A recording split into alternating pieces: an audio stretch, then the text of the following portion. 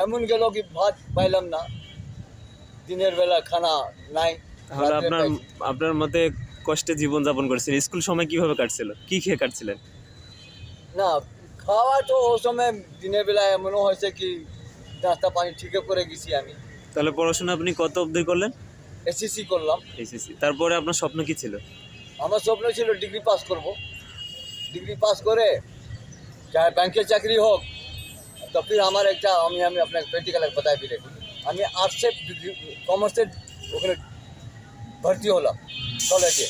তো আমার একটা ফুফা ছিল, উনি বললো কি আপনি কি সাবজেক্ট নিলেন? আমি বললাম কমার্স নিলাম। কমার্স। তো উনি আমাকে বললো কি না, আপনি এটা বাদ দিয়ে দেন, আপনি সায়েন্সে ভর্তি সায়েন্স করেন। থেকে। তো আমি ওনাকে বললাম কি সায়েন্স পড়তে গেলে আমার ফির এবার প্রাইভেট ধরতে হবে, তো আমার আবার ওই যোগ্যতা নাই। তো উনি বললো আমার ফুফাটা যে আমি আসি। তারপরে উনি তো- পাশে ছিল। হ্যাঁ, আমার পাশে দাঁড়ালো। তাহলে আপনি সায়েন্সের স্টুডেন্ট। এই সায়েন্সের স্টুডেন্ট মানে তো অনেক মেধাবী হ্যাঁ। সেই সময়। হ্যাঁ তাহলে আপনার জীবন লাইফ আমি এখন সুখী। হ্যাঁ, আপনি এখন বলছেন। আমি খুব ভালো আছি। তাহলে বাসায় কে কে আছে মোট টোটাল?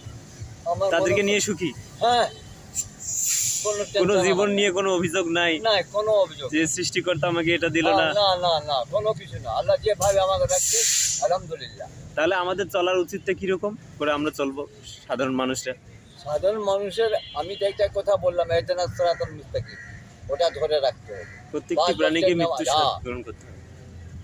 এই যে ছোটবেলা থেকে আমি কিন্তু নামাজ ধরে রাখছি, নামাজ পড়েন। আর এই পর্যন্ত আমি এখন ছাড়া পড়লে আর ছাড়া